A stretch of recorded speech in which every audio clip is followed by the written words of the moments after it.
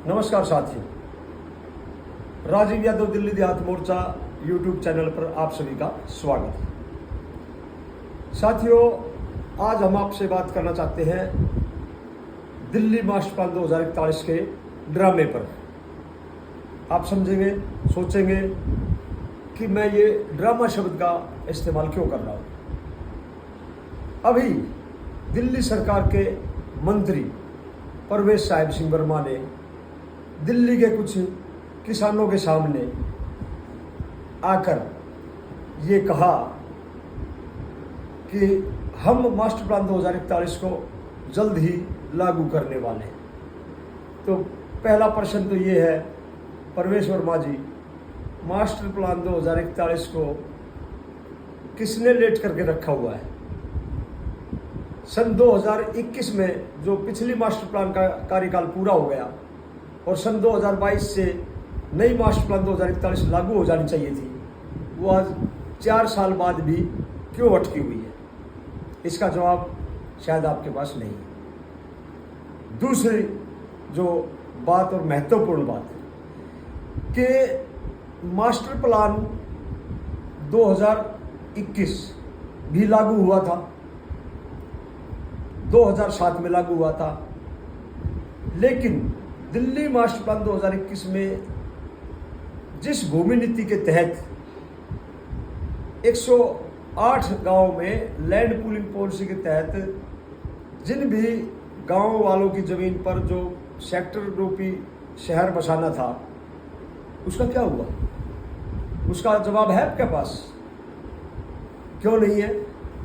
क्योंकि आपके अहंकार और बिल्डर को फ़ायदा पहुंचाने के लिए जो आपने पॉलिसी बनाई है, ये पॉलिसी लैंड पूलिंग पॉलिसी गांव विरोधी है, किसान विरोधी है, दिल्ली देहात की 36 बिरादरी के खिलाफ ये पॉलिसी है।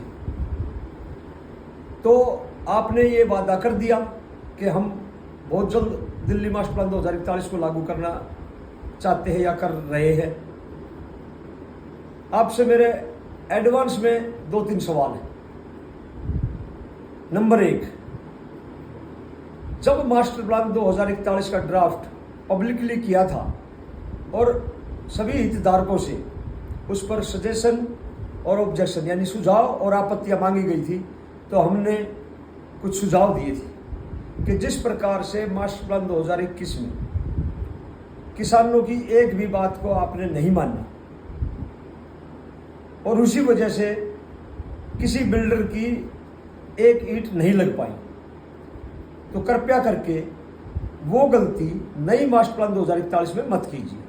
मतलब लैंड पूलिंग पॉलिसी में जो 4 गैर कानूनी शर्तें जो संविधान के भी खिलाफ है, और वैसे आप कहते हो हम संविधान को माथे से लगाते हैं, आपने किसानों के ऊपर 4 गैर कानूनी शर्तें का इस्तेमाल किया है। तो सबसे पहले नई मास्टर प्लान 2041 में लैंड पूलिंग पॉलिसी के तहत 4 गैर कानूनी शर्तों को हटाकर लागू किया जाए। नंबर 2, जो एक तरफा विकास की प्लान है, केवल सेक्टर बसाना हमारी जमीन के ऊपर, उसे हम एक तरफा विकास कहते हैं और ग्रामीणों का विनाश कहते हैं। तो उसमें हमने दूसरा जो सुझाव दिया था, उसमें हमने ये स्पष्ट कहा था कि आप सेक्टर बसाना चाहते हो, शौक से बसाओ, लेकिन सेक्टर के साथ साथ नए स्मार्ट विलेज भी बसाओ। और उसका कंसेप्ट बिल्कुल क्लियर है कि सबको प्लॉट स्मार्ट विलेज की योजना को लागू किया जाए मास्टर प्लान 2041 में। कैसे?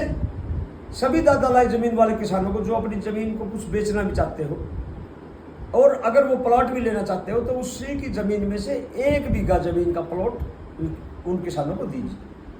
74 की जो जमीन है, चाहे उनके पास कच्चा किला हो या पक्का किला हो, जो 20 सूत्रीय कार्यक्रम के तहत 74 की जमीन के लाभार्थी है, उनको भी उनकी उसी जमीन में से 1 बीघे का जमीन का प्लॉट दिया जाए।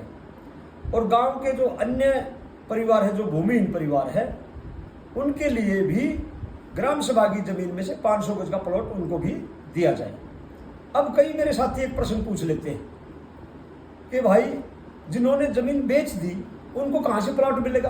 क्या आप उनको लैंडलेस की कैटेगरी में मानते हो? मैं कहता हूं नहीं। मास्टर प्लान 2007 में लागू हुआ था और 2005 से इस क्षेत्र में खरीद शुरू हो गई थी। मतलब मास्टर प्लान लीक हुआ था कि भैया ये इन गांवों को आर्जन किया जाएगा। तो सन 2005 के बाद में जितने भी बाहरी दिल्ली में रजिस्ट्रार कार्यालय है उनमें कितने किसानों ने जमीन बेची, उनका रिकॉर्ड दर्ज है।